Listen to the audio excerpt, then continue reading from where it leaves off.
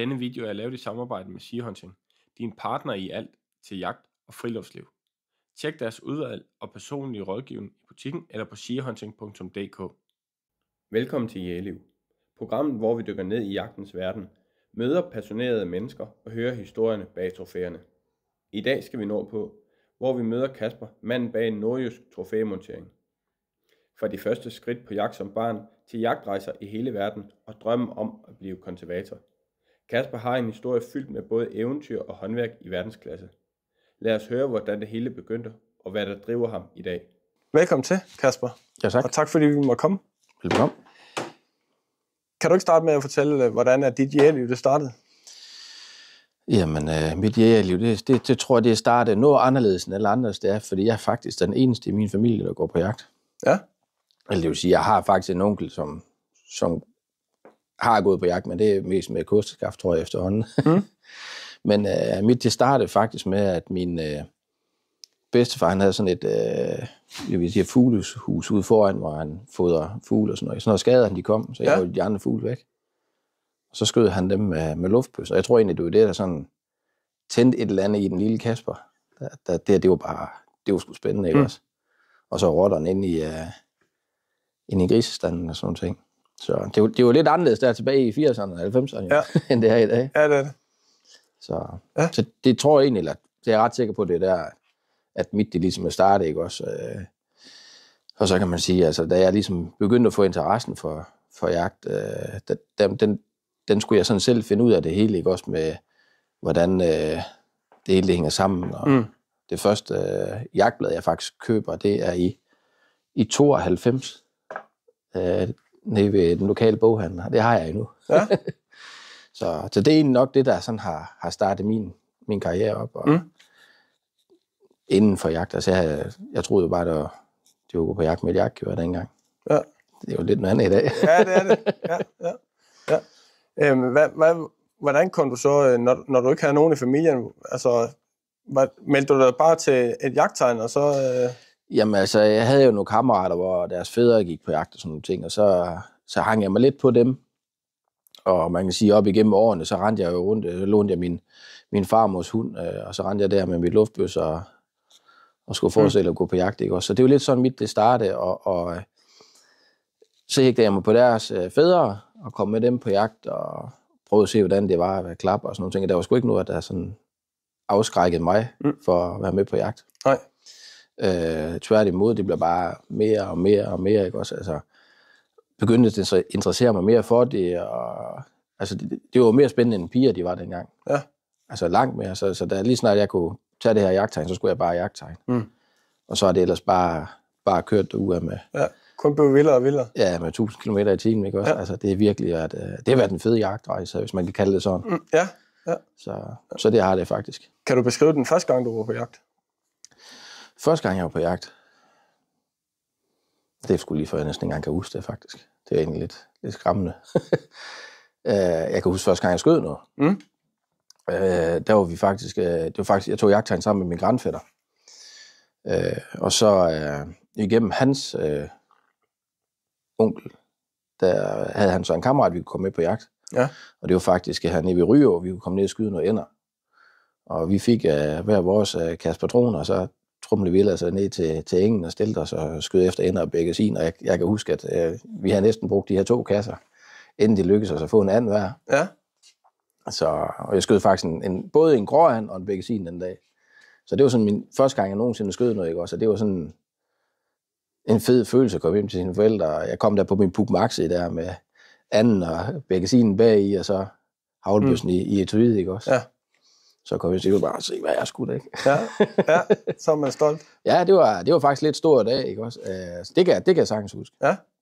Altså, vi var afsted der, han hedder faktisk Hønse, ham der var med os. Og så hunden Bobby. Så det var lidt sjovt. Ja. Men vi fik det hver vores and og hver vores bækkesin. Det var ligesom om, så var vi i gang. Så var lykken gjort. Ja. Så det var sådan, det var første gang, jeg i hvert fald skød, og det kan jeg huske. Men min allerførste jagt, den kan jeg faktisk ikke engang huske, når du sådan lige... Nej.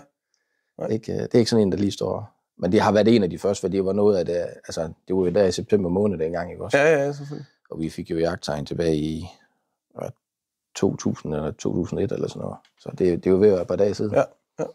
Du startede jo med at skyde kraver og bekkasin og huske. Hvorfor er det lige de arter, du startede med? Ja, men det var det, der var nemmest at komme til, kan man sige. Altså, vi havde jo engen dernede, vi kunne få lov at bruge min fars onkel, vi kaldte den for Jules eng. Og det var nok egentlig det, hvor man kan sige, det var det, der var. Så det var det, der startede op. Og så jeg synes faktisk, og det gør jeg faktisk også stadigvæk, altså komme ned og trampe bekkasiner, det synes jeg faktisk stadigvæk er ret sjovt. Ja. Fordi de kommer alligevel op, ikke også? Og jeg startede op med min gravhund dengang. Jeg havde en lille bitte gravhund, der hed Fie. Og så gik vi bare trampe bekkasiner og gjorde ved. Jeg ved godt, man skulle have en med på 18 år, men det var sgu ikke altid, man lige... Der var nogen hjem til at tage med, ikke også? Så lusker man lige afsted alligevel. Ja. Så det har jeg gjort mig i. Og som igen, det var en anden tid. Der var ikke så meget fokus på det, jo. Ja, det var jo en helt anden tid, ikke også? Altså dengang. Og ja, så kraveren, dem var der jo altid, dem kunne du bare sætte derned, ikke også? Så dem har jeg skudt rigtig mange af til at starte med. Altså, de første mange år var jo kun jagt hjemme i Danmark.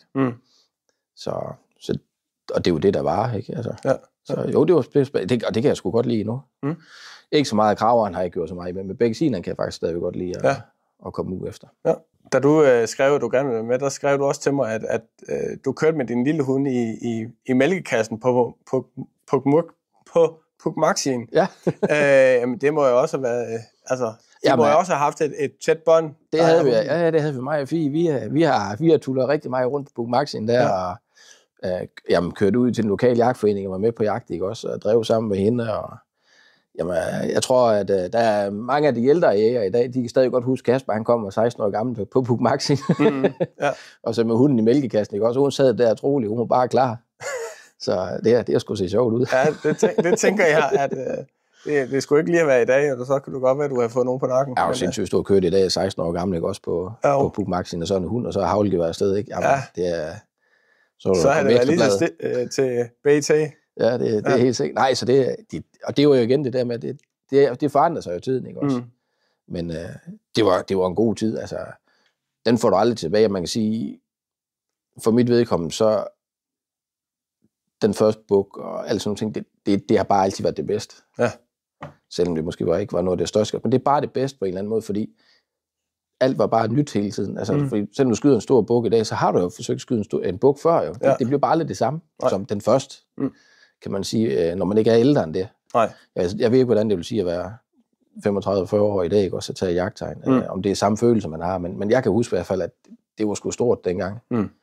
Det tror jeg også, og man skal også, selvom at man er ny, så skal du stadigvæk give dig selv lov til også at skyde et mindre trofæ. Altså selvom at hvad andre siger, hvis du er glad for det, så er det jo vigtigt, at du har det godt med dig selv. Jamen, altså, jeg har jo mange, altså nu med mit erhverv, så har jeg jo en del, der kommer ind, og de er sådan nærmest undskyldende. Især bukkejagt. Jeg hader faktisk bukkejagten. Hvis man kan sige, at man hader noget. Altså jeg synes, bukkejagt er fantastisk, men selve sæsonen med kunder er ikke ret fed faktisk. Nej. Fordi at når de kommer med den her etårsbuk, især nye jægere, de er nærmest sådan undskyldende, hvorfor de har skudt den. Men de skal jo ikke undskylde, hvorfor I har skudt den. I skal være glade for, at I har skudt den. I har fået lov at høste noget af naturen, vær nu glad for det. Og værdsætte det, I har skudt. Hvis I ikke synes, det er sjovt at skyde en etårsbuk længere, så gør det svært for jer selv at sige, så skal det være 6, eller det skal være et eller andet, ikke også? Fordi så udfordrer du også dig selv. Ja. Så jeg synes ikke, man skal være flov over det. Jeg kan også godt skyde stadigvæk en gaffelbuk, hvis jeg har lyst til det. Men nu, for mig er bukkejagt ikke noget. Det betyder ikke sådan, det er stort. Altså, jeg har ikke skudt ret mange bukke. I forhold til så mange andre ting. Men jeg kan godt lide bukkejagt. Men sådan rent sæsonmæssigt med kunder og sådan noget, så synes jeg faktisk ikke, det er ikke nogen særlig fed tid på året. Nej. Og det er også det, der er mest fokus på, det er bukkejagten. Fuldstændig, og du kan altså folk kriges jo vildt omkring det her dumme buk. Nu går vi jo ind i hjortejagten her i september og oktober måned og sådan nogle ting. Det er en meget federe måned, fordi selvom det er en spidshjort, du har skudt, eller du har skudt en stanghjort, eller du har skudt en 8, en 10 eller sådan noget, folk er faktisk stadigvæk glade. Også på din vejen og på andres vejen og sådan nogle ting. Det er noget helt andet. Ja. Det er en helt anden måde at se på tingene. Og der er ikke forskel på, om du har skudt spidshjort eller du har skudt en stor 20'er, så er de faktisk næsten lige glade for dig. Altså, du får stadig den samme, kan man sige, ros, ikke også? Og det er bare fedt. Ja. Men kommer du med en spidsbuk, og der er en, der kommer med en 6'er, og så er ham med spidsbukken, han er jo bare en tosk. Det ser vi jo tit på Facebook. Hvorfor har der skudt den? Ja, lige nøjagtigt, ikke også? Altså, et eller andet sted, så synes jeg faktisk, det er ulækkert, at folk har den holdning til det, ikke også? Ja. Men det kan man jo ikke lave om på.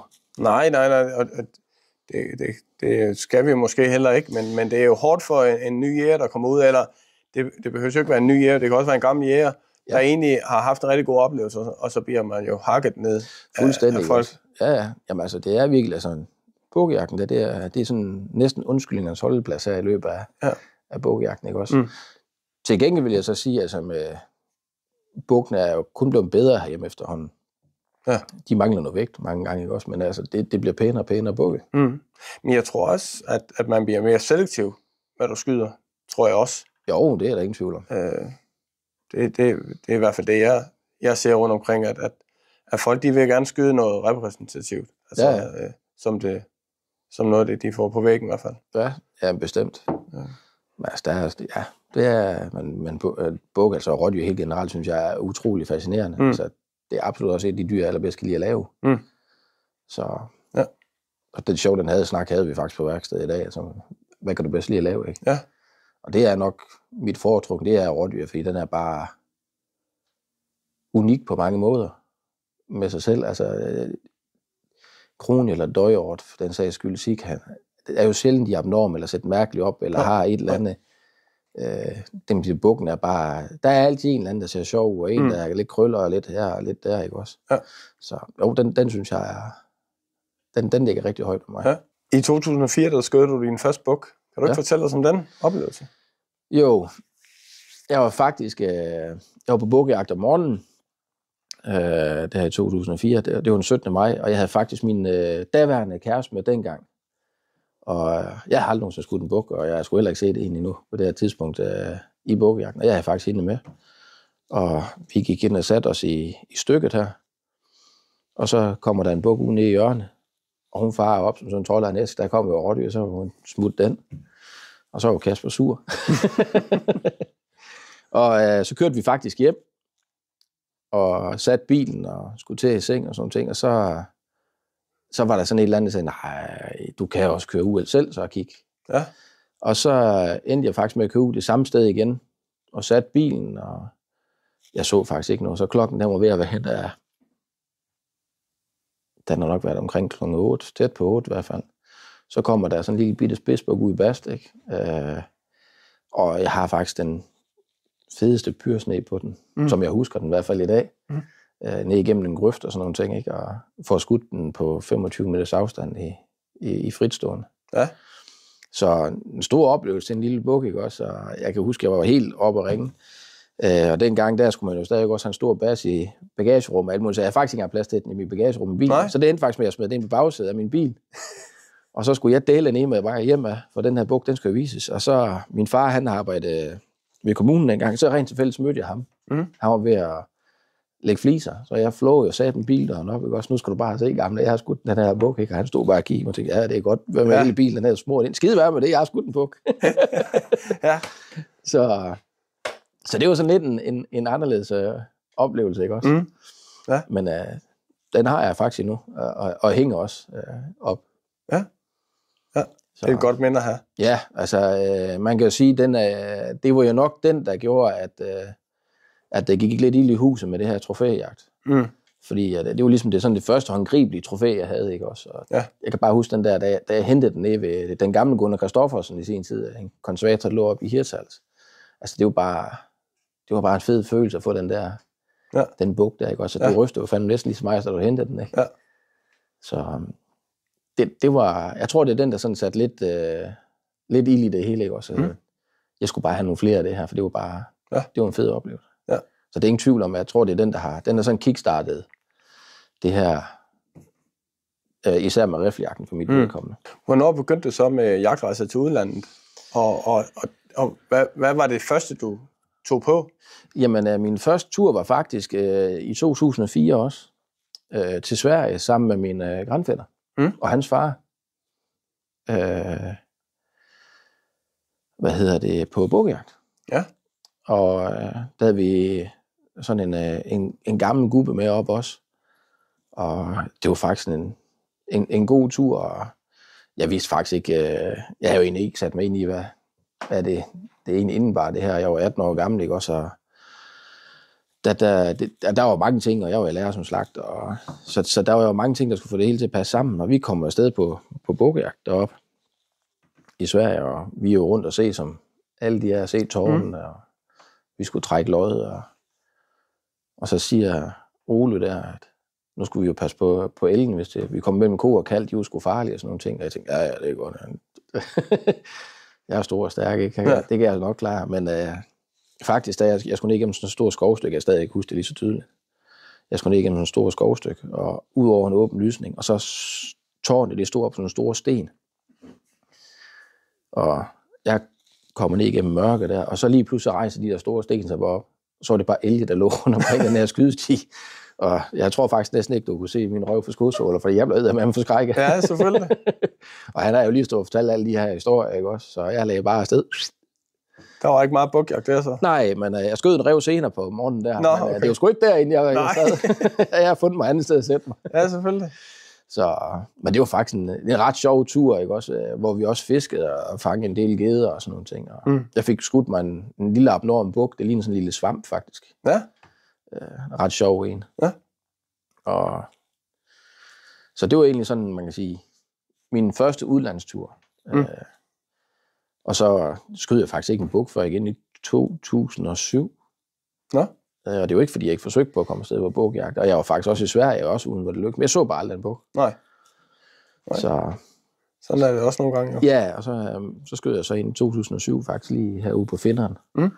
Sådan en pendulbuk der. Ja. Og så har jeg faktisk skudt buk hver evig eneste år lige siden. På nær i år. Nå. I år har jeg ikke været på bukkejagt. Jeg har simpelthen ikke haft tid. Jeg har haft så mange andre ting. Så det er første gang, jeg er på, eller har haft jagttegn, hvor jeg ikke har været på bukkejagt en eneste gang. Okay.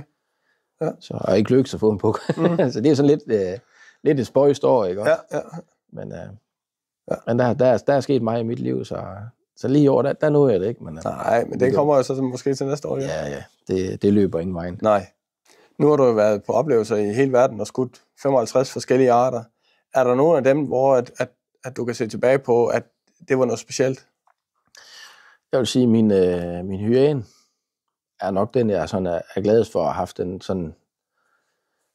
Jeg havde så meget feber, efter jeg skudte den, at PH'en han siger, at jeg skal rejse mig op. Det er faktisk, den skudte i Zimbabwe tilbage i 2019, hvor han siger til mig, at vi baiter dem ind, og den kommer det er for at hoppe lidt i det hele nu. Den kommer faktisk ind på 10 meter af vores blind. Vi har lavet sådan en pop-up blind, det vi lavede om formiddagen. Og så står den bare og kigger sådan ind igennem det der bitte hul, vi har lavet. Og det er nok de længste sekunder i mit liv, for jeg tror ikke, det tog minutter, men det har nok taget sekunder, ikke også? Men det der, at du havde bare øjenkontakt med den hele vejen igennem, ikke også? Det var ret uhyggeligt, og de siger ret meget på vej indad, faktisk. Ja. Og så går den ned til baiten, og jeg får en skud. Og den går ned, så ligger den sådan og siger sådan, dernede. Og han mener, at jeg har anskudt den, og skynd ud, og jeg rystede så meget, jeg kunne ikke engang mærke mine ben under mig. Altså, jeg kunne slet ikke rejse mig op. Altså, det er den eneste gang, jeg nogensinde har prøvet det, hvor jeg har haft så meget feber, at jeg havde intet kontrol over min krop overhovedet. Men da vi så endelig kom ud, og Kasper han kunne gå igen, så var den død? Så var den død. Ja. og der var fint skud, der var ikke noget der. Så det er nok sådan det mest intense og vildeste følelse, jeg har haft med jagt endnu. Ja. Det kan jo være, at du bliver slået en dag, ikke også? Ja. Men det er nok den, der sådan står allerhøjest for mig, med det, jeg er glad for, jeg har. Ja. Nu nævnte du også, da vi snakkede sammen før, at Skotland og Afrika, det er dine yndlingsdestinationer. Bestemt, ja. Hvad er der lige ved de to steder, der er godt? Altså, man kan sige, Skotland, da jeg var der første gang, det var jeg for mange år siden sammen med min gode kammerat Philip, som også er konservator i dag. Hvor vi var oppe og besøgte noget af hans familie deroppe, og var på sådan en kombineret hjorte hunddyrsjagt deroppe, oppe i noget, der hedder Comoy State. Der ligger vi oppe på Foyle. Og det var virkelig, det fangede mig bare fuldstændig med det samme, altså duften, lyden og sådan nogle ting. Og det var så ikke i brunsten første gang, jeg var deroppe. Det var sådan, ja, sådan en overgangsperiode, ikke også? Så det var bare en fed oplevelse, og så kan man sige, så var vi deroppe det samme år, hvor vi så oppe og besøgte dem igen i brunsten der i Hjortejagten. Og det fejrer bare benene væk under en. Altså det er som at se sådan en smuk dame, der kommer ud, ikke også? Det kan du bare ikke stå for. Nej. Det var virkelig, det gjorde bare et eller andet ved en, ikke også? Altså de her bløde bakker og masser af hjortebrøl og duften, og jeg kan huske, vi går op ad et af bjergene, hvor der er kul sort, og det eneste, det er bare stjerner, du har, hvor vi går op til en rigtig tidlig morgen, ikke? Og sætter os på toppen af det her, jeg kan fandme ikke huske, hvad bjerget hedder længere, men vi sidder oppe på toppen af det her bjerg her, og som du sådan kan forestille dig, mørke, det bare forsvinder, der kommer en lille smule lys, og du begynder at se sådan dyr, der kommer op først, inden de faktisk begynder at brøle, og så begyndte ellers den her, altså der var bare så meget brunst der. Ja. Det var virkelig en rigtig fed morgen, ikke også? Jeg skød faktisk 3 hjorte den morgen, hvor vi bare simpelthen brøler dem ind, altså helt fantastisk jagt. Ikke nogen store hjorte, altså det her skotske hjorte jo ikke. Nej, det er det ikke. Men rigtig fed jagt, og gamle hjorte skyder faktisk sådan en, de kalder for en switch den morgen. Ja. Hvor den egentlig bare har sådan en lang stang med en lille bitte forsprøjs på. Ja. Jeg tror faktisk, den ligger derovre et eller andet sted. Det var en virkelig fantastisk, og det gjorde bare, at tilbage igen. Jeg tror, jeg har været der 9 gange nu sammen med ham. Så altså, Skotland er noget af det, der står højst for mig, og så også Afrika. Ja. Man kan sige, altså, jeg havde en kunde, der spurgte mig, om jeg kunne tænke mig at komme med, og jeg var sådan lidt, nej, det sagde jeg måske ikke noget i Afrika, fordi at det var kronhjort og dårhjort og alt det. Altså, det som alle andre danser, det står i hovedet af dem, ikke også? Ja. Og så siger han til mig, jamen, om jeg kunne tænke mig at komme med? Nej, det vidste jeg ikke. Og man havde nogle gode venner nede i Zimbabwe, vi kunne komme på jagt ved. Jeg vil faktisk der hyænen, den er skudt på den tur. Og så overgav jeg mig lidt sådan til sidst. Det kunne vi godt.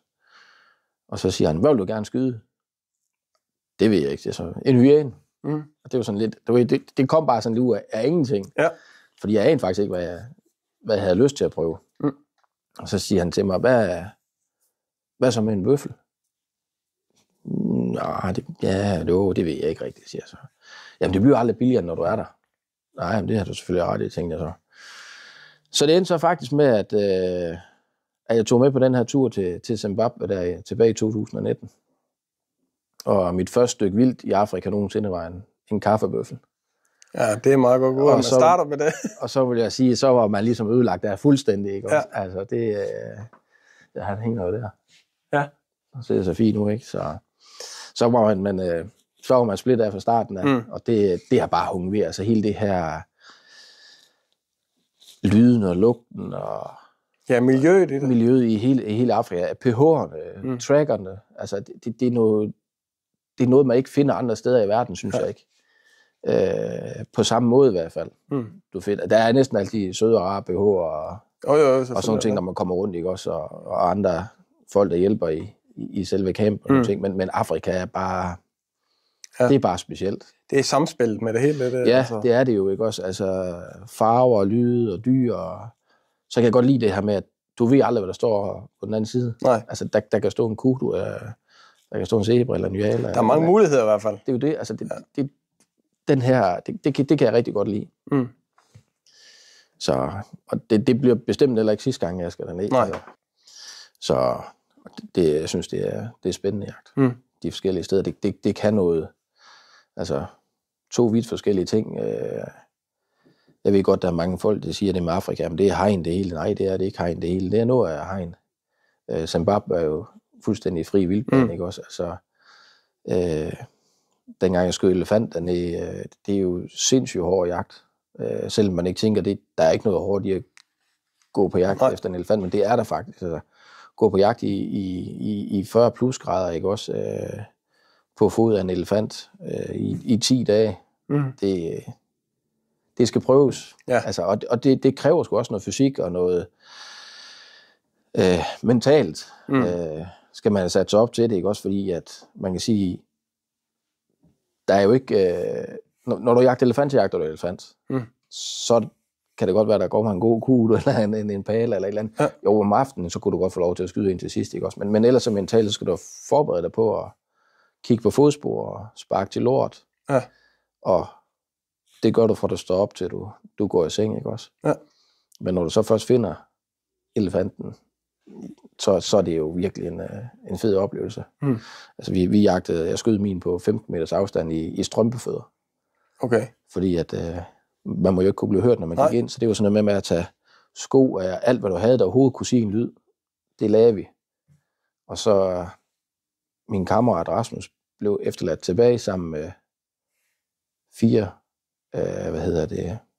2 Game Scouts og så 2 trackere. Og mig og guiden, en der hedder Pierre, vi går så ind til elefanterne, der er 7 sammen. Og så simpelthen bare på strømpefødder hele vejen ind. Og så skal man så ligesom, kan du se den? Og ja, det er den der. Har du frit skud? Ja, det har jeg. Så må du gerne skyde, ikke?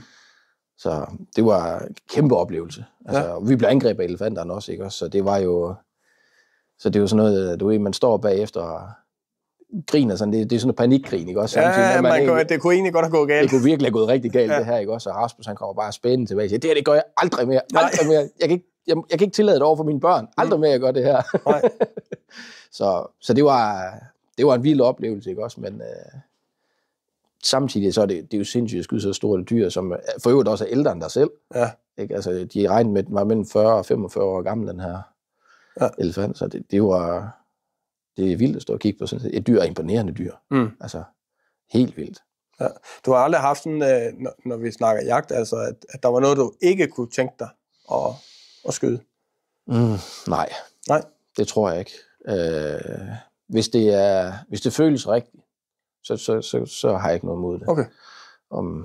Selvfølgelig, altså, så kan man jo sige, altså, jeg har også prøvet i Afrika, hvor jeg kom ind i sådan en lille hegn, hvor jeg tænkte, det her, det gider jeg simpelthen. Det har jeg også prøvet. Ja. Og vi sagde det faktisk til ham. Og jeg var dernede sammen med nogle gode venner, og vi skulle skyde næsehorn faktisk. Og så siger vi, altså, så skal vi bare have det her næsehorn, og så ikke andet, for det var simpelthen for dumt. Altså, vi kunne jo se ned i den anden ende af hegnet, og så var der jo bare sådan nogle fodertruer, ikke også? Altså, det er ikke at gå på jagt. Nej.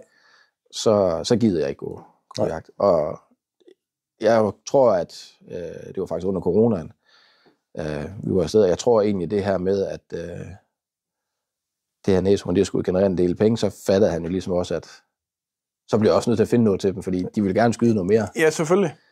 Men vi endte faktisk med at have en helt fuldstændig fantastisk tur derned, og fik en masse. Det var faktisk min første tur til Sydafrika, så vi havde nogle rigtig gode dage dernede. Og det første dyr, jeg skød i Sydafrika, var faktisk min blue diker. Ja. Som nok er det kedeligste jagt, jeg nogensinde har prøvet. Ja. Men jeg er glad for blue dikeren dernede, altså som trofæ, ikke også? Ja. Men jagten var ikke spændende. Nej. Jeg sad bare og kiggede på sådan en vandhul, ikke også, i 6 timer eller sådan noget. Det er lang tid bare at sidde og kigge ud i ansigtet. Ja, altså i kogende varme, ikke? I det her bitte blind, og han har ikke taget noget vand med, eller noget som helst til os, så man sidder bare der og var lige så tør som kiks til sidst. Men jeg fik en blue diker. Ja. Var det med havl, eller hvad? Ja, det var med havl. Ja. Det var sådan en 20'er halvautomat. Og så blev den faktisk spændt op i sådan et stativ, så det eneste man skulle, det var jo egentlig bare at tage fat i den, og så pege hen på vandet, så stod den jo næsten der ikke også. Nå. Så et eller andet sted, så kan man, hvor meget jagt var der ikke en skid. Nej. Men ja, nu ser man jo, at de jagter med hunden. Ja. Nu, de fleste tilfælde, ja. Ja, det skulle vi så dagen efter, det vidste jeg bare ikke. Havde jeg vidst det, så havde jeg ikke, så jeg tror, jeg havde takket nej til det, fordi min marker skød jo så en med hund, og det var faktisk en kæmpe fed oplevelse at være med til. Se hele det her sammenspil med tracker og hunden, og hvordan de kommunikerer med hinanden, ikke også? Det var sådan en stor ananasplantage, vi var i. Det var faktisk, det var ret spændende. Ja. Så jo, Afrika og Skotland, det er favoritterne. Det er det helt sikkert, ja. Er der et bestemt dyr, du stadigvæk drømmer om at jage? Ja, der er stadigvæk nogle dyr. Altså, som vi snakker om her, for lidt inden vi gik i gang, så ibexen, en Mid-Asian ibex, er en af dem, der står øverst, og så, den europæiske brunbjørn, og så krokodil. Ja. Og krokodilen er nok den, der udenbart ser ud til at stå på tapetet til næste år. Ja. En gang i marts måned, hvis det hele det ellers falder på plads. Hvorfor lige en krokodille? Fordi man tænker jo, jamen det er jo, den ligger bare i vandet, og så... Men hvad er der specielt ved den? Jamen, altså nu har jeg været med 2 gange i Zimbabwe, hvor der blev skudt krokodiller. Den ene står faktisk blandt andet derovre. Jeg tror egentlig, at det er dyr, der vokser på mig. Fordi første gang, jeg var med, der sagde de mig faktisk ikke noget. Jeg tænkte, det var bare sådan en stor, dum øjle. Ja. Ikke også? Så nej, det er sådan et dyr, der er vokset på mig. Som, den er jo med i det her Dangerous 7. Ja. Så det er sådan et eller andet, nu har jeg også skudt flodheste og sådan noget, så og set krokodillerne, og jeg har set dem selvfølgelig på de her jagter, ikke? Ja, selvfølgelig. Og det er jo et vildt overvågende dyr, altså den hører og ser jo faktisk alt. Ja. Den kan jo mærke alt, når du går på jorden og sådan nogle ting, så det er nok lidt det, man kan sige, altså det er derfor. Ja. Så jo, det er sådan et dyr, der gror på en. Ja. Hvis man kan sige sådan. Ja. Hvornår opstod drømmen med at skulle være konservator? Ja, det ved jeg faktisk ikke, hvornår den sådan opstod. Jeg begyndte jo at koge min egen bog og sådan nogle ting. Jeg tror måske lidt, det er der, den sådan er opstået. Og så tror jeg også, at som jeg nævnte tidligere, der med min første bog, der var han i besøg ham her, Gunnar Kristoffersen hedder han. En konservator oppe i Hirtshals. Som ret mange nordjyder i hvert fald kender. Ja. Så jeg tror lidt, det er sådan lidt en kombi, du ved godt, at jeg begyndte og synes, det var lidt spændende, og lærte at koge min egen bog og sådan nogle ting, og så kogte man det der for nogle andre, og så jeg tror lidt, det er der, den er opstået, og så fik jeg udstoppet min første bog i, det har nok været i 5 eller 6. Det er faktisk den der pendulbog, der, som jeg snakker om. Nej, så har det faktisk skulle være tilbage i 4. Det var der, jeg skød den. Ja. så det, jeg tror, det er der, det er sådan lidt, det er opstået, men jeg kom jo først i lære tilbage i 11-12 stykker. Med, hvad hedder det, med det her selv. Så det er sådan en længerevarende proces. Jeg søgte faktisk læreplads allerede, da jeg var 18. Ja. Men det er jo sådan lidt en lukke af verden med gamle sure mænd, den her konservatorverden. Så den er ret svær at komme ind i. Ja. Så jeg var jo først i der 27 eller sådan noget, da det lykkedes mig at få en læreplads. Ja. Uden egentlig at have en ret meget forstand på den. Så uover at jeg selvfølgelig har kogt nogle bukker nu, ikke også? Ja, selvfølgelig. Men det var det. Ja. Så det var sådan min spæde start til at komme herind. Men selve, altså, hvad kan man sige, springbrættet til at blive konservator, det kom jo af, at jeg kom til skade tilbage i tiden med mine skuldre, da jeg var slagter. Og så skulle jeg egentlig i revalidering dengang.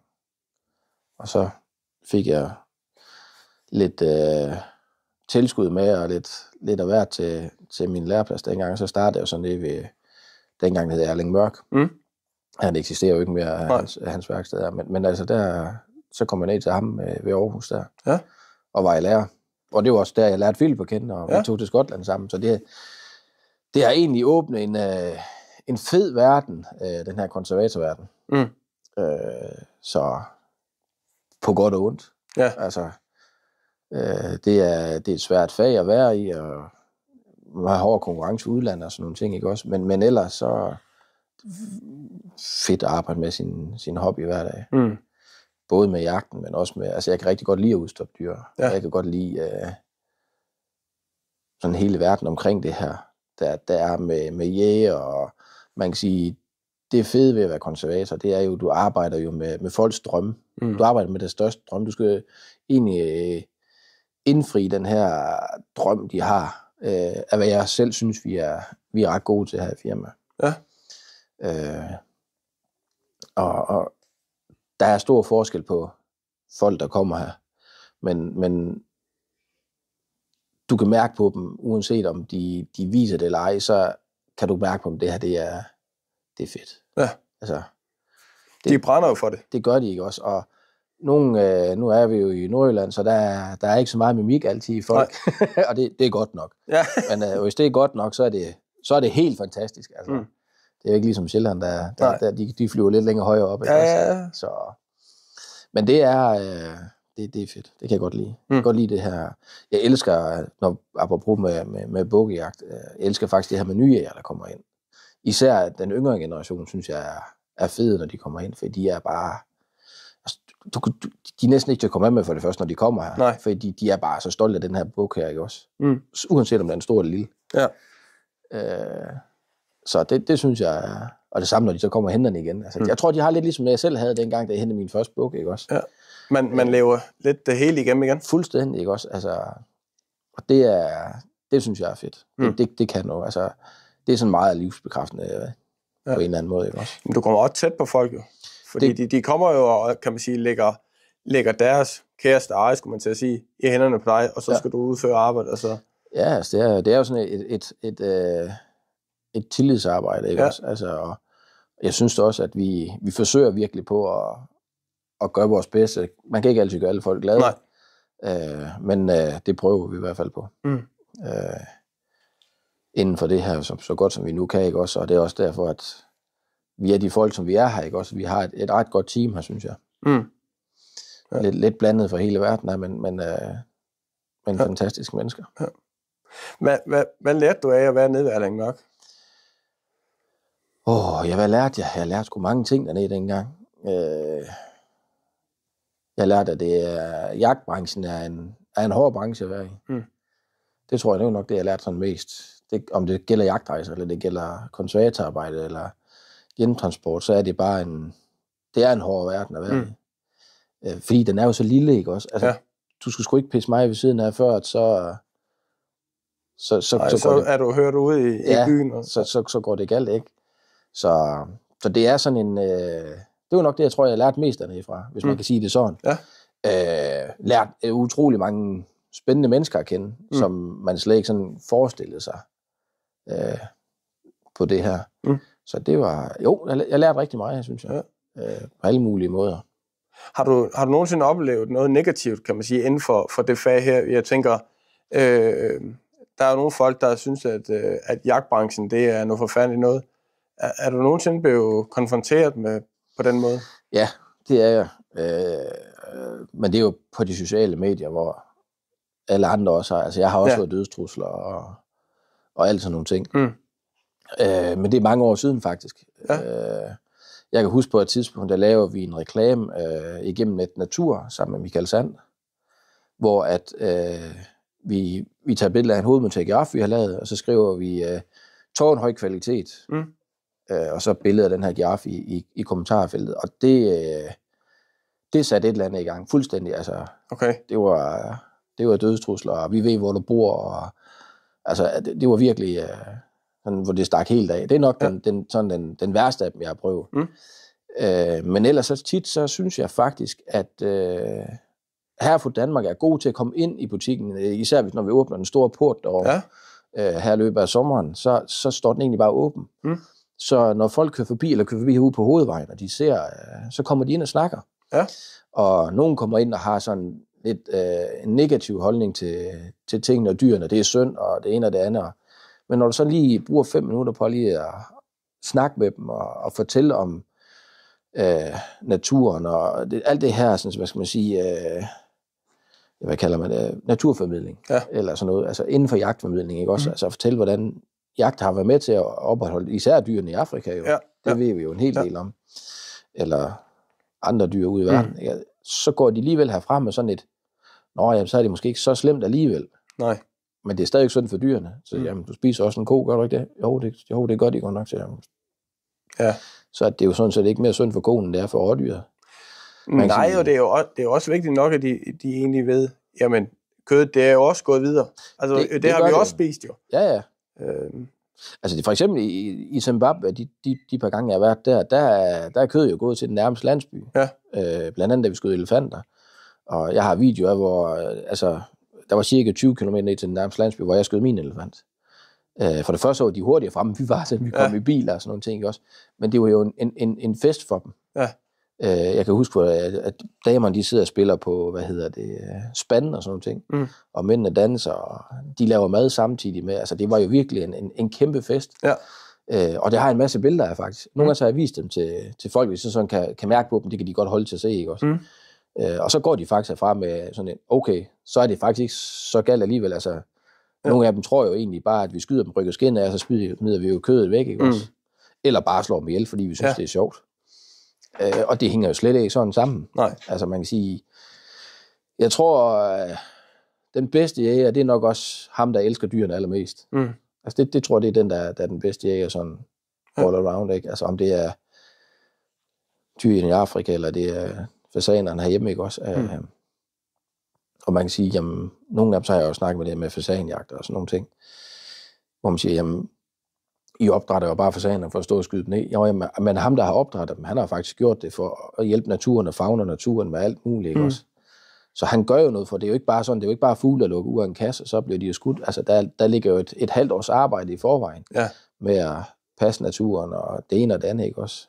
Så. Ja, fordi hvis du ikke passer naturen, så kan du ikke have fasaner. Nej. Eller ener, eller hvad fanden du nu sætter ud. Lige nøjagtigt, ikke også? Så, men jeg synes faktisk, de fleste, der går herfra, det er min opfattelse i hvert fald. Det er sådan med, okay, så er det måske ikke så skidt alligevel. Jeg har tit, den lokale skole herovre kommer jævnligt med, små børn og sådan ting, og det er næsten det bedste for mig. Fordi, altså, det er bare sådan rigtig livsbekræftende for de her unger ind, ikke? Jeg havde en ret sjov en, hvor de kom tilfældigt forbi og spurgte, om de må lov at komme ind. Jamen, det må de godt, og vi var faktisk i gang med at slå bukke. Og der var en af de her piger her, som var bare sådan rigtig på, og virkelig synes det var ekstremt fedt. Og hun havde mange spørgsmål, og hun må røre ved det, og hun var sådan helt, det måtte hun jo selvfølgelig godt. Så læreren trækker mig sådan lidt til side, så siger hun, nu håber jeg godt nok ikke, hun går hjem og fortæller for mig, fordi hendes forældre, de er vegetarer. Så jeg siger, det håber jeg sagde, at hun gør. Ja. Altså, jeg håber virkelig, hun går hjem og fortæller, at det er jo fedt, det her, ikke også? Så at se sådan en pige, som var, altså hun var virkelig... Hun lyste op? Fuldstændig. Ja. Altså, hun har aldrig nogensinde set tingene på den måde her før, ikke også? Og jo, der er nogen, de render med fingeren på næsen på, det lugter her, det kan da også godt være, det gør nogle gange, ikke også? Men hende, hun var bare virkelig på, altså gryden stod jo og boble med opsat, så I går også ind og kigge i den her gryde her, og, så virkelig, det var en fed oplevelse, ikke også? Og jeg håber også, hun tog den med sig. Ja, at du har givet et eller andet videre til hende. Ja, lige nøjagtigt, ikke også? Fordi den der kommentar der med, håber jeg, hun går hjem og fortæller noget, fordi forældrene, de var vegetarer, ikke også? Det gør jeg sat med godt nok, altså. Det håber jeg virkelig på, at... Jamen, jeg har en historie fra, da jeg var, hvad har jeg været, 10 år, eller sådan noget, hvor jeg blev inviteret på jagt også af min far i Afrika. Og jeg fik også lov til at skyde. Og da jeg kom tilbage i skolen, der blev han kaldt til samtale, for jeg måtte ikke gå og lyve i skolen. Så spurgte han, hvad er det, han går og lyver efter? Jamen, han har skudt et dyr i Afrika. Det vil vi altså ikke have. Jamen, det er jo rigtigt, det her. Det kunne de godt nok ikke lige helt forstå. men det er jo, de har jo slet ikke sat sig ind i det. Altså, og det er jo også lidt, du har givet hende en oplevelse. Ja. Og jamen, sæt nu, at hendes forældre, og fred være med det, de er vegetarer, det må de også gerne være. Men det kan jo være, at hun har fået forståelsen på en anden måde nu, at du har givet hende den oplevelse. Det kan man jo håbe på, ikke også? Ja. Altså, jeg synes jo, det er ærgerligt, det her med vegetarer og sådan nogle ting. Fordi at ikke fordi man skal tvinge sig at spise kød, men jeg synes, for at tage vegetar, jeg synes, de forvrider jo tingene, ikke også? I forhold til, hvad de er. Det er så sagt, og det er jo et helt andet snak, men det synes jeg. Og der håber jeg for sådan en pige som hende der, altså, hun tænker måske tilbage, når hun står og er 18-20 år, så kæft, hvor var nu, han sagde ham galningen der stod derinde og kogte dyr, ikke? Det var måske ikke så slemt af i, vel? Det kan jo være, at hun kommer ind ad døren en dag og bærer min læreplads. Det kan sagtens være, det ved man jo aldrig. Nej, det er det. Det ved man aldrig, men det er virkelig... Men det her med skoler og børn, det synes jeg er ret sjovt. Ja. Vi har også nogle gange plejehjem, der kommer hernede, ikke også? Altså, med ældre mennesker, og så når man hører nogle af de her gamle mænd, eller det er for det meste mænd, hvor de er også gået på jagt og sådan noget. Det er ret sjovt. Så det der med at åbne døren ind til, og det giver en god snak, og det giver også lidt for den her lille by, ikke også? Ja. Der er jo en historie, altså hver det trofæ har sin egen historie. Hver historie, ja, og man kan sige, jamen, nu, når de gamle, de kommer der, så siger dengang, der var, når vi står ind og skød og råddyr, så samles hele byen, ikke også, omkring det, og det er jo næsten det, vi gør, hvis vi skyder et stykke kronvildt i dag, ikke også? Ja. Så det er ret sjovt at høre om. Ja. Jamen, der var en gang en ude interview min far, Og så blev han spurgt om med pension og det der, og min far har aldrig sparet op til pension. Altså, han har jo gået på jagt hele sit liv og brugt alle sine penge på det. Ja. Hvor at journalisten så til sidst siger, at han vidste jo godt egentlig, hvem han ville sætte ved siden af på det plejehjemmet. Ja. Det var ikke ham, der havde sparet penge op i hovedrøv. Nej. Det var jo en, der havde oplevet verden og kunne fortælle historier. Ja, præcis. Og det er jo lidt det, vi gør. Jamen altså, mig personligt, altså jeg sparer heller ikke op til pensionen. Ikke fordi jeg ikke forventer at blive gammel, men jeg vil hellere være rig på oplevelsen, jeg vil være på pengene. Vi ved jo ikke, om vi falder om i morgen. Nej, det gør vi nemlig ikke. Altså, det er jo mere at leve livet, når vi kan. Altså, jeg vil ikke sidde og være gammel og så sige, kæft, jeg skulle have taget den der elefantjagt dengang, eller jeg skulle have taget den tur derned og prøve brølende kronhjort, eller et eller andet. Altså, så jeg synes, man skal gøre det. Altså, man skal gøre sig selv den tjeneste, ikke også? Jeg ved også godt, at der skal noget økonomi og noget til, og man skal spare op til tingene, og det har jeg også gjort, og jeg har også været heldig kvad mit erhverv, og få nogle gode invitationer rundt omkring, ikke også? Selvfølgelig. Men jeg vil aldrig nogensinde være for uden noget af det. Aldrig. Altså, jeg vil ikke have alle verdens penge for at have undværet det her. Det er helt sikkert. Men der er jo også meget, hvis vi snakker om penge, der er jo også meget jagt, vi kan gøre, selvom det ikke koster ret mange penge. Ja, altså, jeg vil sige, jeg sad sammen med min rigtig gode ven, Kasper Hansen, en dag. Og vi var faktisk over ved ham. Vi har været på fasanjagt hos ham. Og så, nu er nettet jo stort i dag, og verden er jo åben. Og vi kommer til at skrive med en gut fra Serbien. Og så siger jeg, prøv lige at skrive til ham, han har nogle guldsjakaler. For det kunne jeg egentlig godt tænke mig at prøve. Og synes jo faktisk også, det er et flot dyr. Og Kasper, han skriver til ham, Gubassen her, at har du guldsjakaler, er det noget, du kan arrangere? Jamen, det kunne han sagtens, og vi skriver til manden, hvad skal det koste? Ingenting. I er bare velkommen, skriver han. Ja. Okay, jeg tænkte, det var måske også sådan lige... Og stramme den. Ja, det lød sgu også næsten for godt til at være sandt, og så skriver han et stykke tid senere til Kasper der og siger, hvad, kommer I, eller hvad? Okay, så må det jo alligevel være noget om, ikke? Og så Kasper han ringer til mig og siger, er du klar, hvis det er? Så siger jeg, det synes jeg da. Bestemt, vi skal prøve. Og skriver lidt frem og tilbage og blev enige om en dato, vi så tager afsted. Og det var det her med penge, vi kom fra. Den tur, den kostede mig 2.500 kroner. Ja. Så du kan have en fantastisk god jagttur, ikke også, for det. Og det sjove var jo, at vi kom jo med derned, hvor de har sådan et årligt stort drev for guldsjakaler, hvor at de samler sådan, jeg tror sgu vi var 80 jægere. Og der var, altså vi var nærmest sådan to kendiser, følte vi. Fordi alle de sad bare og ventede på, at nu kommer de der to danskere snart ind, vi har hørt om, der skulle komme med, ikke også? Ja. Og det var sgu sjovt. Og så fik vi sådan en pose med noget brød i og noget pølser, og så var der bare mad. Ja. Og så spiste vi det her, og så fik vi noget meget stærkt at drikke. Og så på en stor gammel traktor med en stor sådan, trælade, hvor der var ved at falde fra hinanden. Og så kørte vi ellers i 1,5 time bare derude. Og det var sgu en oplevelse, og vi blev så sat af, og det er jo din post. Og vi endte så med at stå på den der åndssvage post i, jeg tror sgu i 5 timer, eller sådan et eller andet. Det var faktisk ret hårdt. Ja. Jeg skød forbi en guldsjakal, desværre. Men ud af de her, jeg ved sgu sådan, hvor mange mand, vi var mange, der blev der skudt 3 guldsjakaler af en rev. Så det var ikke fordi, der blev skudt mange. Der blev skudt mange skud, vil jeg sige. Ja. Og så var der, da vi kom tilbage, det var jo en fest. Altså, det var faktisk ikke så meget i jagten, det handlede jo om at bringe alle de her mennesker sammen, og så var der jo bare fest med store gullaschgryder, og folk, der stod og spillede på harmonika, og skeer, altså det var virkelig, altså det var en kæmpe oplevelse at være med til, for 2.500 kroner, ikke også? Ja. Altså, ja, man kan komme langt for... Ja, det kan man ikke også, og vi endte så også med at få hver vores guldsjakaler ned, hvor vi var ude sådan om natten og kaldte dem ind, ikke? Ja. Og så skyde med natgrej. Men det var virkelig en kæmpe oplevelse at være med til. Ja. Og noget vi tit snakker om, altså sådan et dumt opslag på Instagram, det lige pludselig bragte os hele vejen til Serbien, ikke også, på guldsjakaljagt. Ja. Så det var... Man skal jo give sig muligheden for det der. Det er jo det, ikke også? Altså så kan man sige, jamen for de 2.500 kroner, jamen for hulen der, vi fik jo... Ja.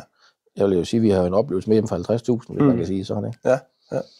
Så det behøves ikke koste mange penge, bare for at være være spændende. Nej. Men det var bestemt en spændende jagt, faktisk. Hvordan arbejder du med at fange det rigtige udtryk i de trofæer, du laver? Ja, det er sgu svært at sige, hvordan man gør. Det er jo selvfølgelig at kigge på dyr, når man er på jagt. Så har du jo tid til at sidde og kigge på dem. Billeder. Google er din ven i dag, ikke også? Så jeg tror, det er rigtig meget igennem det, og det er meget igennem det. Nu kan man sige, sådan noget som rådyr, krondyr og dårdyr, alt det her, dem har jeg jo set i masservis af. Så man kommer der nye dyr ind, vi ikke har set før, så er det at sætte sig ned med iPad'en og kigge billeder igennem, og kigge, hvad skal man sige, sådan staturen igennem på dyrene, og hvordan står det med benene, altså hvordan gør den dit og gør det, ikke også? Så det er sådan, det er meget sådan studerende på den måde, i forhold til så mange andre ting. Det er jo ikke samlebåndsarbejde, det vi laver her. Det er jo virkelig, kan man sige, det er unikt hver gang. Selv man kan sige, at vi har 50 bukke inde i en sæson, der skal hovedmonteres, men de er bare, alle 50 er bare hver deres dyr. Så der er forskel på, om den er lang næse, eller kort næse, eller har den store ører, små ører, eller en lille hals, eller at det var et kæmpe dyr nogle gange. Altså der er stor forskel på dem alle sammen. Pletter, som den der. Ja. Så der er ikke noget sådan, hvad kan man sige, en rød tråd i tingene. Så det er det, jeg synes, der er ret spændende ved det her. Det er aldrig en dag som sådan, der er ens. Nej. Selvom at du laver på en uge, du laver 4 eller 5 bukke, der kigger alle sammen til venstre, men når du så kigger på dem alle sammen, du kan bare se på den stribe, der hænger deroppe. Ja. De har jo alle sammen alligevel et eller andet over sig, ikke også? Som gør noget. Det er det, der er spændende ved det. Ja. Helt bestemt. Ja. Hvor meget betyder det for dig, at arbejdet ikke bliver en rutine? Jamen, det betyder jo meget, for hvis det er noget, der bliver en rutine, så bliver det jo aldrig godt. Så det må aldrig bare blive en rutine at lave noget sådan. Nej. Det gør det ikke, for så får du ikke, så får du ikke gode ting. Det mener jeg ikke, du gør. Nej. Og det tror jeg egentlig gælder de fleste ting i verden. Altså, hvis det bliver for meget rutiner i det, så kan vi jo lige så godt få det hjemme fra Temo. Tingene, ikke også? Altså, så det må det ikke bare blive til en rutine. Det gør det heller aldrig inden for det her. Fordi så nogle gange kommer der en, der er skåret op i halsen, eller en, der er skudt på halsen, eller en, der har dårlige hår, så skal vi prøve at se, om vi kan sætte hår i den igen, ikke også? Ja. Så man kan sige, at på den måde, så nej, det bliver aldrig, det gør det ikke. Når vi nu snakker om nu var vi ude og se de sted, hvor I laver form og sådan noget der. Jeg har jo også set flere steder nu, at der begynder de at 3D-printe form og sådan noget der. Jeg ved ikke, om det er fremtiden. Hvad tænker du om sådan noget? Jeg tror ikke inden for det her, det fag her, der tror jeg ikke, det nogensinde kommer til at være. Nej, det tror jeg ikke. Det er så, fordi du kan ikke arbejde med det på samme måde. Altså, nu meget af det, vi laver i dag, er jo, man kan sige, polyuretanskum, så vi har de store dyr i dag, det begyndte vi for også mere og mere i fugle og sådan nogle ting, også at være. Førhen var det jo meget sådan travlt, de bandt fuglekroppe og de små egern og lægekatter og sådan ting i. Ja. Men i dag, der mange af dem skærer dem også nu i skum og sådan ting, fordi skummen er bare et godt materiale at arbejde med, altså det er polyuretanskum, vi arbejder med. Og du kan næsten lave alt det. Og det er jo det, der er inde i de fleste af dyrene, det er jo sådan noget. Ja. Og man kan sige, jamen, hvis du skulle 3D-printe noget, jamen, så skulle du først måle skinnene ud og alt muligt. Det kan du ikke. Det er jo allerede dyrt i forvejen at få stoppet ud, ikke også? Så kan man sige, jamen, hvis man skulle til det, så tror jeg, det bliver endnu dyrere. Så det tror jeg aldrig nogensinde er noget, der kommer ind for det her. Nej. Nordjysk trofæmontering, hvad adskiller det så fra andre trofævirksomheder i Danmark? Jeg tror simpelthen ikke, vi adskiller os så meget fra alle andre anden navne. Det tror jeg ikke. Jeg tror, generelt i Danmark, så har vi en høj kvalitet. Så jeg tror simpelthen ikke, at det er fordi, vi er hverken bedre eller dygtigere. Jeg tror, at vi er de sødeste. Jeg ved i hvert fald fra rigtig mange kunder, de er glade for at komme her, at vi er... Vi er nede på jorden, og det er det samme, om du er tyk eller tynd, eller rig eller fattig, så får du den samme behandling. Det er i hvert fald den, jeg hører, at der er ret mange, der er glade for. Ja. Både for dem, der har penge, og dem, der ikke har dem jo. Så det er måske en sådan selve arbejdet, tror jeg, der tror jeg ikke, vi er hverken dygtige eller bedre end alle andre. Nej. Vi har et ret højt niveau i Danmark, så om du vælger mig, eller du vælger nogle af mine andre kolleger, så tror jeg, du får det samme produkt. Selvfølgelig er der nogle enkelte, der ikke er helt skarpe længere, ikke også, men de er også ved at være oppe i årene. Ja, selvfølgelig. Men generelt så tror jeg, at i Danmark, så ligger vi sgu meget højt. Altså, os alle sammen. Er der et marked for, at der kunne være flere konservatorer i Danmark? Ja. Bestemt. Jeg mener ikke, at... altså, problemet med konservatorfaget, det er, der er simpelthen for mange gamle sure mænd, der ikke vil have lærlingen. Ja. Jeg har selv haft lærlingen, og skal også have en lærling igen. Vi venter lige på, at hun bliver 18, så hun kan komme i lære. Men hun har faktisk været til siden hun var 16. Så hun er rimelig godt inde i tingene, Emily her. Og er virkelig dygtig til rigtig mange ting. Især finisharbejder, hun er vanvittigt dygtig til. Så det er sådan, de kvæler lidt sig selv, ved ikke vil have folk ind. For vi kunne sagtens være nogle flere. Især kan man sige, altså i Jylland er vi jo nogle stykker, på Fyn er der jo faktisk en del. Ja.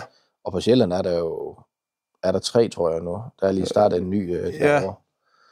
Men ellers så vi kunne sagtens være nogle flere, og man kan sige, der er ikke nogen af os, der mangler arbejde. Tværtimod, altså vi ligger jo, jeg vil sige, den konservator, der ikke påstår, at han ligger på de der 8 til 10 til 12 måneder, han lyver. Eller også så er han simpelthen bare for ringe til sit arbejde. Ja. Så jeg tror jo længere ventetid en konservator han har, jo dygtigere er han. Det tror jeg, det er sådan lidt, man skal se på det, ikke også? Ja. Vi ligger på cirka 12 måneder her. Sådan lidt afhængig plus minus, ikke også? Men cirka 12 måneder fra tingene kommer til de kommer ud igen. Ja. Og det er jo ikke fordi, at vi synes, det er sjovt at holde på folks ting i lang tid. Det er nogle gange folk, de tror, det er det, vi synes. Men det gør vi ikke. Altså, vi laver jo faktisk, forsøger på at lave det lige så hurtigt, som det kommer ind. Vi er så ikke altid her over det her, når det kommer fra gaverne. For det er ikke sådan, så kan man sige, hvis det er sendt afsted i marts måned, det kan være, at det først kommer i januar, året efter, tilbage til mig. Så er jeg sendt noget afsted i, lad os sige, maj måned. Det er allerede tilbage i juni måned. Ja. Så jeg kan aldrig sådan sige, hvornår det kommer hjem. Det er sådan, jeg har sådan lidt en idé om, jeg tror, han tager bare for toppen af nogle gange gaveren. Det er sådan lidt sjovt. Jeg har manglet stadig hjorteskin fra sidste sæson, ikke også? Men i dag, der er der lige kommet 30 bukkeskin hjem. Ja. Hvor man siger, jeg vil faktisk hellere have haft de hjorte hjem, vi mangler, end jeg vil have de 30 bukkeskin. Selvfølgelig. Det er jo... Men det kan jeg ikke styre, det der. Nej. Jeg har forsøgt på at snakke med ham før. Dernede, det kan jeg sgu ikke. Nej. Så det er jo sådan den måde, de gør det på. Ja, og jeg kan høre på mine kollegaer, det er jo det samme, de oplever. Så nogle gange, så har man jo en, der ringer, og så siger han, hvorfor er hans buk allerede færdig? Jeg afleverer noget andet, ikke også? Det er jo bare, fordi det kommer hjem, og nu så kan vi lige så godt lave det. Vi får sådan i 20 kilos pakker kommer de her skin. Ja. Så de kommer sådan løbende hele tiden. Så det passer faktisk næsten med de her sådan, kasser, når de kommer hjem, så bliver det faktisk lavet. Så det er egentlig ikke, for man kan sige, fra vi modtager skinnene fra gaverne til de går ud igen til kunden, så har vi måske tingene måske 2 måneder. Ja. Lige med produktionstid og tørretid og finish og sådan nogle ting. Også. Men maks 2 måneder fra det lander fra gaverne her til det er ud igen. Ja. Så det er gaverne, det hænger ved? Det er jo gaverne, det hænger ved meget af det, ja. Det er der, vi spilder rigtig, rigtig meget tid. Jeg vil sige, at i snit, så plejer jeg at sige til folk, at skinnen er nede ved gaveren i 6-8 måneder. Så har jeg ikke løgn i hvert fald. Nej. Nogle gange er det desværre længere tid, ikke også? Men det er sådan i snit. Ja. Jeg har en enkelt kunde, der havde en bavian, der har været afsted i næsten 1,5 år. Jeg rykker for han. Og kunden, han var jo utålmodig. Det kan jeg jo godt sætte mig ind i, ikke også? Og heldigvis kunne jeg så vise ham på mails og sådan nogle ting, at jamen, det er jo ikke, fordi jeg ikke har forsøgt på at få fat i dine ting. Det kom også hjem. Og han fik den også udleveret sådan nogle ting igen, ikke også? Så var alle glade igen. Ja, selvfølgelig. Og mange gange, når de så får et godt produkt, så glemmer de heldigvis, det har taget det lang tid. Ja, det er rigtigt. Hvordan er det nogle gange, når kunder kommer og så har nogle specifikke ønsker? Hvordan forbereder du dig på, at skal lave så en book eller en døjord eller sådan noget, hvis de kommer med nogle specifikke krav? Jamen, først og fremmest så prøver jeg sådan at lytte til folk. Er det realistisk, det de siger? Altså, er det noget, der vil se fuldstændig åndssvagt ud, inden vi er færdige? Så forsøger jeg på sådan omvendt psykologi. Ja. Så prøver jeg sådan at fortælle, hvad der kan være godt, og så mange gange så ender folk med at sige, nå ja, det kan jeg selvfølgelig godt se, det var en god idé. En af mine medarbejdere, han siger, at jeg har en fantastisk evne til at få folk til at ville have lavet det, jeg gerne vil have, de skal have. Ja. Så når vi sådan snakker, og så vi ender altid ud med et eller andet godt, synes jeg. Altså. Men der er jo nogle gange, så kommer de, så skal de have en rev med hat og piber og alle sådan nogle ting, og det vil jeg simpelthen ikke lave. Nej. Jeg synes, det er respektløst over for dyrene og unaturligt. Så kan man jo sige, at halvt dyr ud af vejen, er det mere naturligt? Nej, det er det ikke, men det, der stikker ud af vejen, er trods alt lavet, så det har i den form for respekt over for dyr. Ja, naturtro. Ja. Og det vil jeg gerne lave. Ja. Jeg laver ikke kæledyr, Nej. hvis folk ringer og spørger efter det, fordi at jeg kan ikke lave dit kæledyr igen, som du kender det. Nej. Jeg kan sgu godt lave en labrador eller en kat for den sags skyld. Det kan vi sagtens. Det er slet ikke det. Også sådan, så det ligner både en labrador og en kat. Men jeg kan ikke lave din. Nej. Med det udtryk, og det mimik, og det du kender, det kan ikke lade sig gøre. Nej. Og så skuffer du kun folk. Og derfor er det bare noget, vi holder os helt fra at lave. Hvis der er nogen, der har haft sådan noget prydfugle og sådan nogle ting, det er vi gået med til at lave, for det er sådan lidt noget andet, ikke også? Ja. Men deciderede kæledyr, som du har haft, sådan, nej, det holder vi os fra. Ja. Og det tror jeg umiddelbart de fleste danske konservatorer gør. Fordi du ender kun ud med at have dårlige kunder. Altså. Og nogle gange så har jeg jo nogen, der siger, jamen det er fuldstændig lige meget, hvad det koster. Jeg havde en med en chihuahua engang, kan jeg huske, så siger, det er fint, så skal jeg have 100.000 for at lave din chihuahua. Så var det ikke så lige meget alligevel, hvad det koster, vel? Altså. Så nej, hold dig fra det. Det kommer man aldrig noget godt ud af, tror jeg ikke. Man kan sige, de andre dyr her, dem har vi jo set på billeder, og folk kan sådan relatere sig, jamen det er sådan en buk ser ud, eller det er sådan en springbuk, eller en ibex, den ser ud, ikke også? Men de har ikke et nært forhold til den. Nej. Nej. Og derfor tror jeg, at det er folk glade for, at de ting, de får hjem, bare det ligner det. Ja. Og nogle gange, så kan man sige, at det ser man jo også på Facebook og sådan noget ting. Altså folk ser ikke det, der er monteret nedenunder, de kigger jo bare på hornen, og så ser de ikke det, der nedenunder, det ligner et monster. Ja. Ikke også? Hvor man bare siger, hvad fanden er gået galt der? Ja, det er bare den store horn, ikke? Ja. Så nej, jeg synes, det hele skal harmonere. Jeg har også tit folk, hvis de kommer her sådan, især med store bukke, så prøver jeg at sige til folk, jamen jeg synes faktisk, den er pænere på skal. Og nogle gange, hvis der nogen kommer med en abnorm bukke, eller siger, jeg synes, det er synd at udstoppe den. Jeg ved godt, det er mig, jeg skal tjene penge på at udstoppe din bukke. Ja. Men jeg vil også være ærlig over for at sige, jeg synes, det er synd. Fordi den er meget federe, hvis du har den på en skal. Hvis du så endelig vil have den udstoppet, så får lavet en kopi af den. Og det kan man se, altså dem, der hænger deroppe, det er jo kopier. Ja. Så få lavet en kopi af bukken i stedet for. Fordi så har du stadig den her håndgribelige, du kan tage ned og vise dine kammerater, for du går ikke hen og tager en hovedmonteret bukke ned og siger, prøv lige at se her, vel. Altså, nej, så der synes jeg sådan, et håndgribeligt, der vil jeg hellere have dem sådan. Ja. Meget hellere. Altså, og de fleste folk lytter jo til det. Jeg har lige haft en kunde, der har skudt en kæmpe stor bukke op i Sverige. Jeg tror, den var på 193 point eller sådan noget. Jeg vil gerne have en udstoppet. Jamen, det er jo ærgerligt. Altså, og vi endte så også med, at kunden fik lavet et kopi, ikke også, og kom og sagde, det er bare den fedeste idé. Altså, pissefed idé, du kunne hjælpe med det. Ja. Og det er jo det, vi også er her for. Det er jo også for at råde folk og vejlede. Jeg har også tit folk, der kommer ind og siger, at de bare, jeg har den her, jeg ved simpelthen ikke, hvad vi skal gøre ved den. Så siger, det ved jeg. Ja. Der er bare nogle gange, når de kommer ind, så den der, det er bare en fed idé, og den kommer bare med det samme. Ikke? Lidt ligesom bukken, de så den der på piedestalen, ikke? Med det der sådan lidt sjove horn og sådan ting. Han kom og sagde, han ville gerne have en piedestal, og så viste han mig sådan et billede af sådan et meget traditionelt bukkepiedestal, der hvor den er på sådan en konisk søjle, der, ikke? Nu er den der så lavet lidt anderledes, men ellers sådan, de er jo relativt kedelige faktisk. Så jeg siger, må jeg ikke bare have lov at lave et eller andet, jeg har en god idé. Jo, det måtte jeg godt, så må det gå overraske ham, ikke? Og jeg sendte et billede til ham, der har den, og han var bare sådan, det er jo bare det fedeste. Fremadrettet, så kommer jeg bare og ligger, skrev han. Altså. Ja. Så skal du bare lave noget. Og det er jo også fedt, og kan gøre det, overraske folk på den måde, ikke også? Så det er jo nogle af de ting, der gør, at det her det er bare et fantastisk fag at være i. Fordi du får lov at være kreativ, du får lov at bruge dit hoved, og er du lidt ligesom mig, sådan en, der ikke, jeg er svært ved bare at sidde stille, altså jeg kunne ikke være i, jeg har også prøvet at arbejde fabrik, det passer jeg ikke til. Det her, det passer mig rigtig godt, fordi at der er mange ting hele tiden, du skal lave, og du skal bruge dit hoved, og du kan være lidt kreativ, og ja. Ja, man er jo kunstner på en ja, altså jeg plejer at sige, at man er multikunstner. Ja. Fordi du skal jo både kunne svejse og hammer i søm, eller hold kæft, hammer i søm, hammer i søm i et bræt, ikke også? Og jamen, altså, du skal kunne se tingene for dig. Kan du ikke se tingene, altså visualisere tingene for dig, så kommer du aldrig til at kan lave det her. Og det er jo det, der er den store forskel.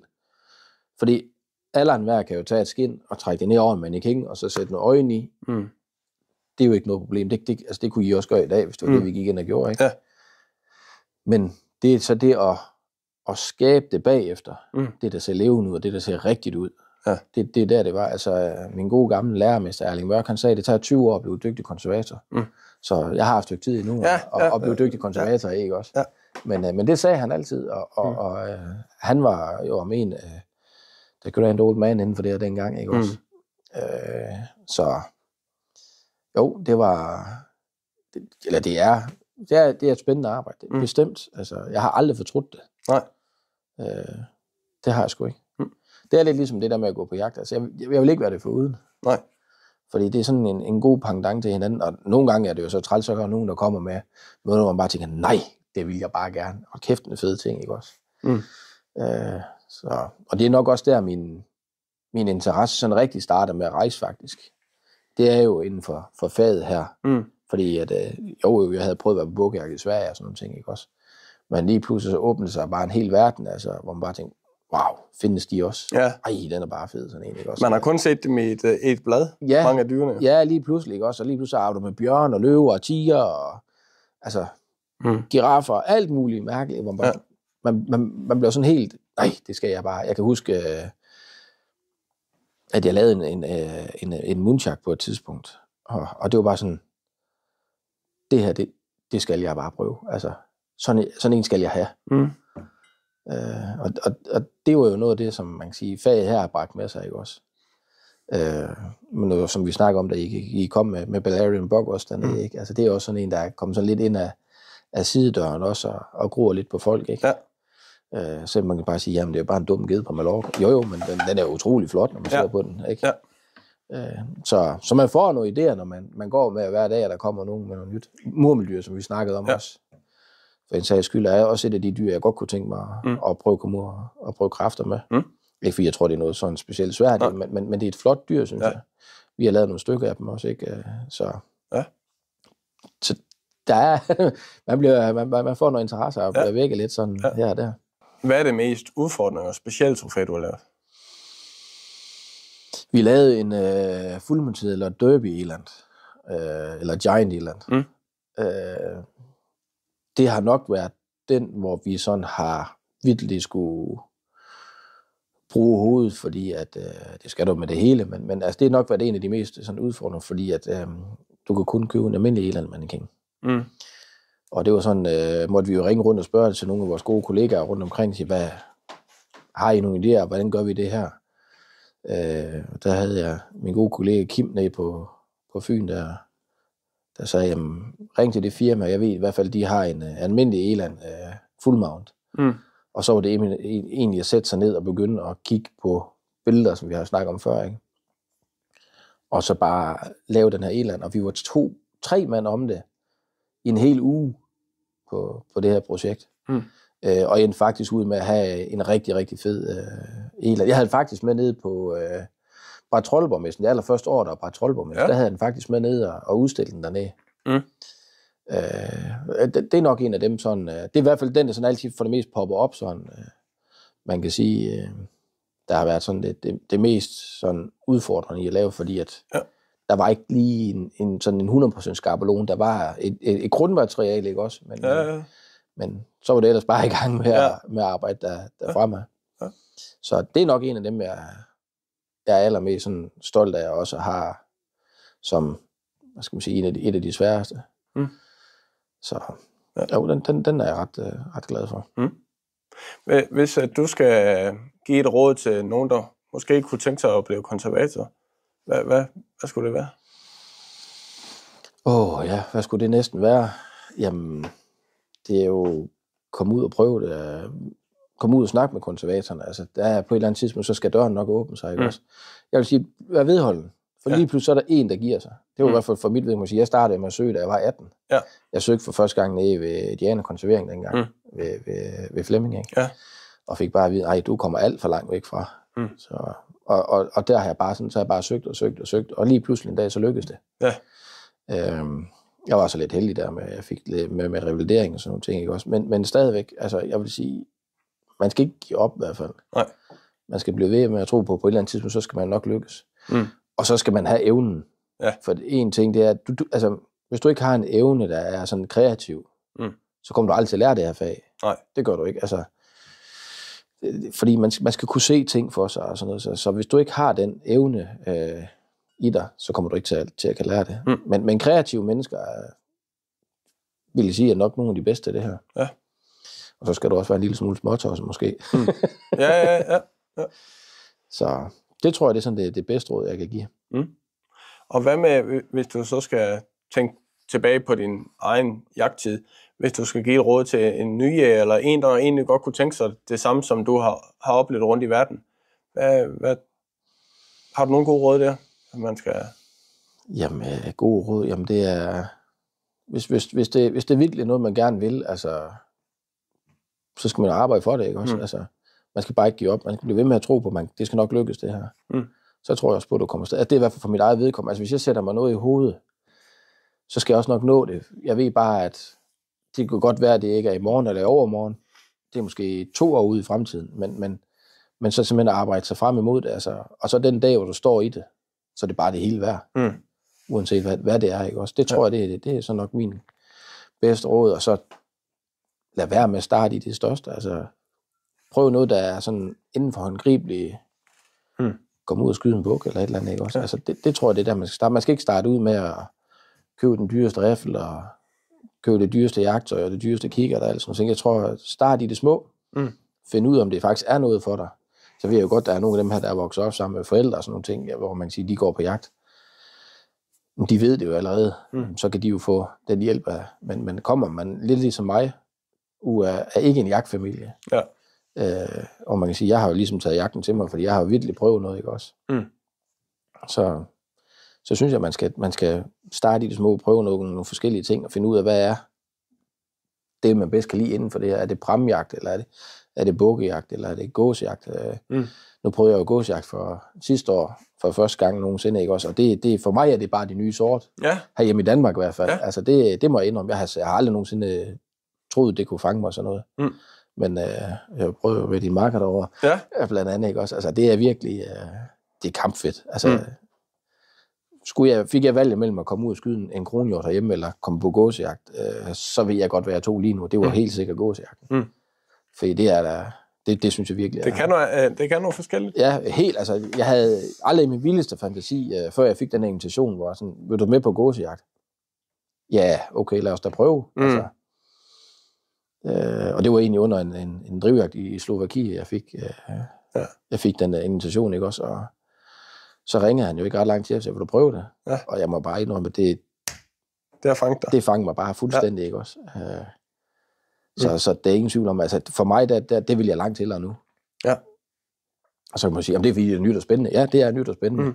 Men det er jo virkelig, altså, nu første gang jeg var med, der lykkedes det jo virkelig, altså de kom jo bare ind, og altså alt flaskede sig jo fuldstændig, ikke også?